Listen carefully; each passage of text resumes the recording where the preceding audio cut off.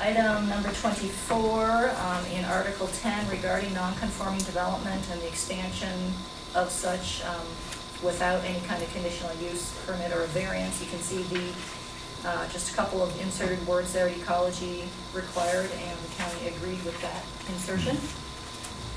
Okay, one-time expansion or enlargement. Item number 25, again, Article 6, critical areas and exceptions to the standard buffer. This is known as the common line buffer provision. The ecology required the change from a 300-foot distance to a 100-foot distance, and the ecology, or excuse me, and the county proposed an alternative, which is basically to keep that 300-foot separation. And this is one of those items that wasn't on the ecology's original matrix, but it was referenced in their text. So sticking with the 300-foot. Okay. And Michelle, I'm trying to remember the dialogue that we subsequently had with ecology, and do we think they will accept this, and have we justified it to them? Well, we haven't had subsequent discussion with them since, I don't think since the this most recent comment period has closed, but past discussion with them is that they're concerned that the 300-foot separation would allow this provision to be applied a little too broadly, and that's why they wanted to see the 100-foot separation. And I think our position has been that because this is a provision that applies only to non-conforming lots, which are already small by definition, that it's just not as much of a concern when you look at the actual implementation of it. You know, again, the number of non-conforming lots anticipated to, you know, be in existence upon adoption of this with this 150-foot buffer is very small. It's you know, less than 15% of all the lots. So again, applicability seemed pretty minimal, and that's where I think the board felt confident in staying with the 300-foot separation. So when we ultimately transmit to ecology, we'll document that to their consideration. Mm-hmm. Yeah. Okay. The same rationale, and it's included here in the last couple pages of rationale. Oh, okay. And also that the lots are typically very narrow and very deep, right, on the shoreline, right? Well, those wouldn't be a non-conforming lot. Narrow, perhaps, but it's the depth in terms of non-conforming lots. It's a lot that isn't deep enough to accommodate the 150 plus 10. Maybe this is a good time to bring up, in terms of process, what happens if ecology disagrees with something that we send them. You'll have to reconsider your your response and position. If they disagree, that's a final decision. I think, well, it if depends on, if they say 100, we say 300, it goes back down to ecology late November, and they say it's 100, that's it. It could be. Ecology has previously indicated that their preference is that both entities come to agreement before they take their final action and have their director sign. But given the timeline, it's possible that that would be simply a directive. Well, maybe if we can also put it in the context of what will happen before we send off our response to ecology. Definitely the deliberation at your level. Pretty quick, we would like the board to direct staff to prepare the final ordinance to be effective upon ecology approval. So we will have the locally approved master program plus the matrix with your final response, the rationale, and the ordinance drafted, and you will sign that to go to ecology. If our ordinance that you've adopted is different from the ecology approval, we still need to reconcile that.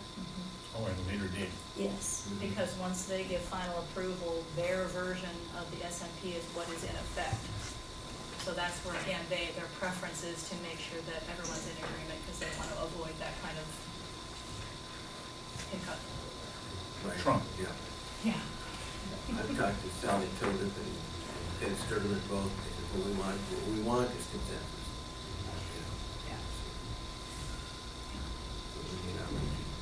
Easily achieved, I agree. Right. That's right. That's all they have to do. Shall we continue?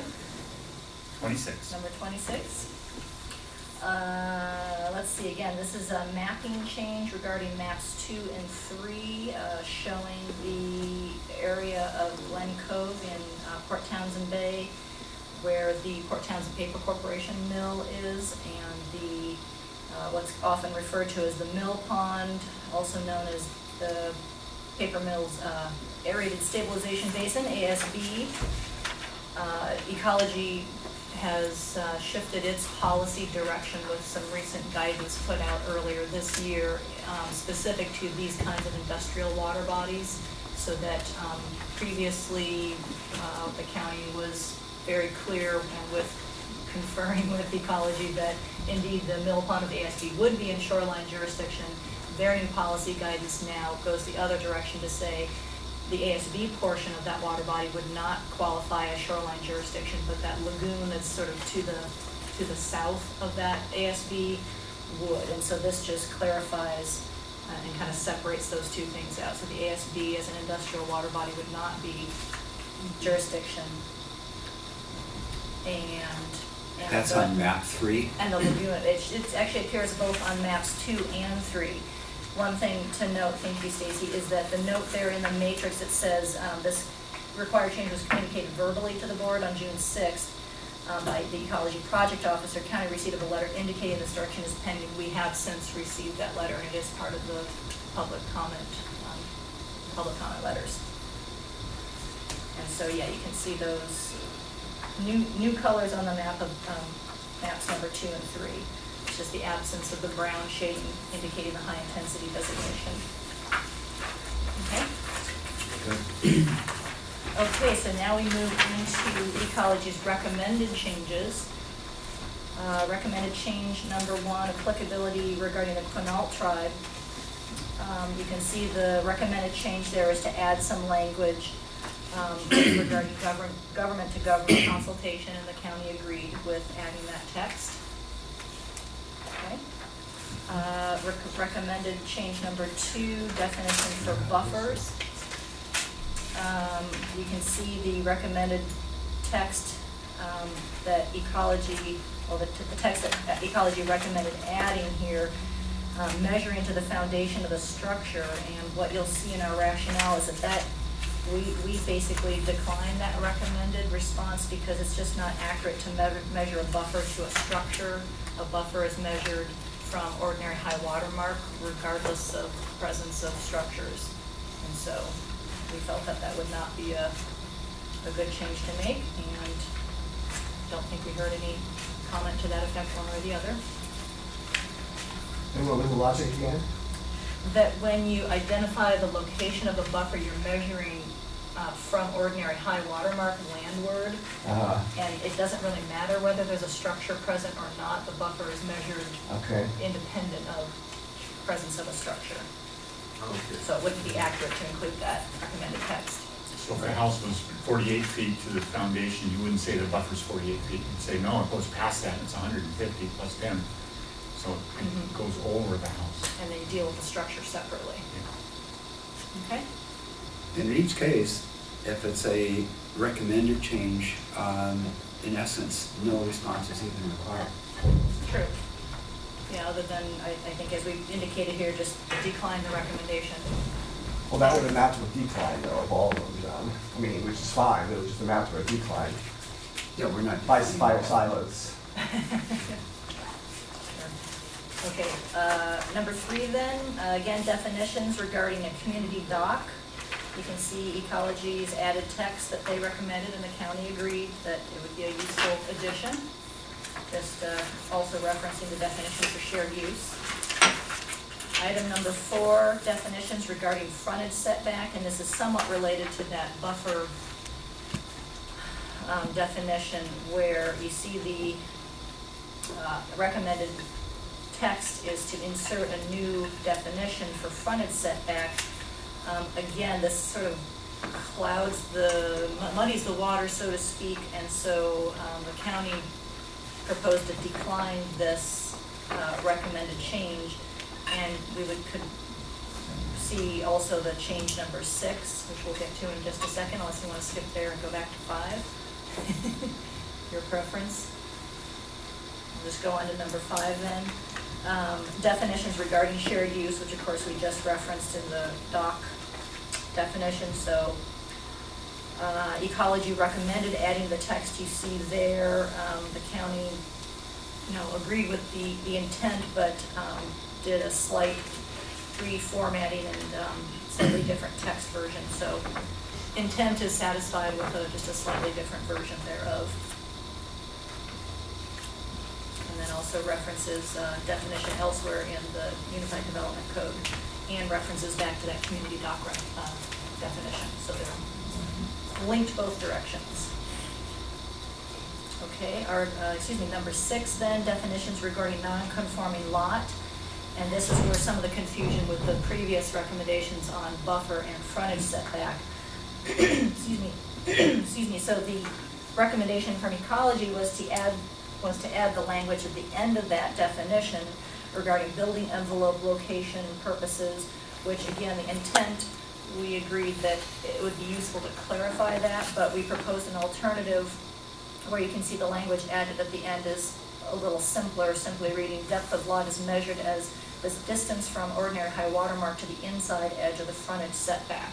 And this is basically making the definition consistent with the text of the regulations later in the program, so that they read the same.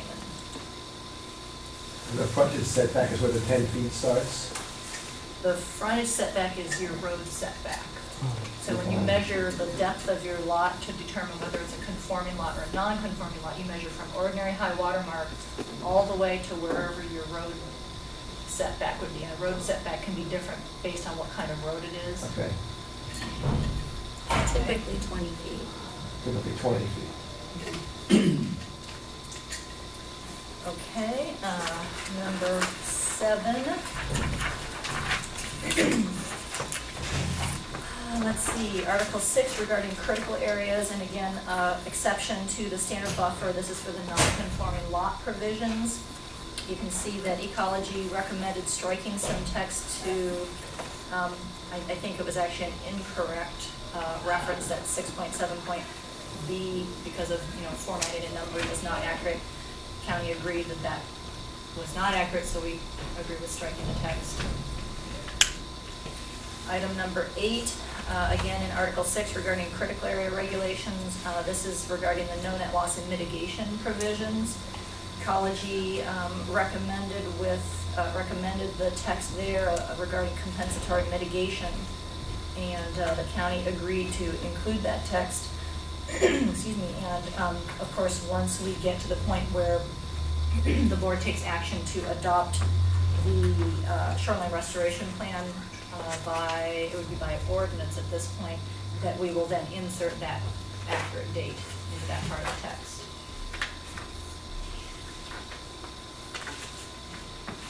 You've already prepared the shoreline restoration plan?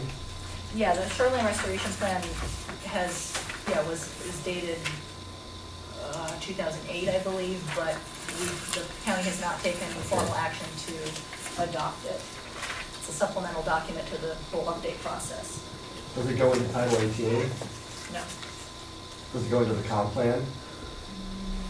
We could consider adding it as an appendix to the comp plan, but I don't know that we had finalized any position on that. Well, let's talk about that some more at some point. Sure.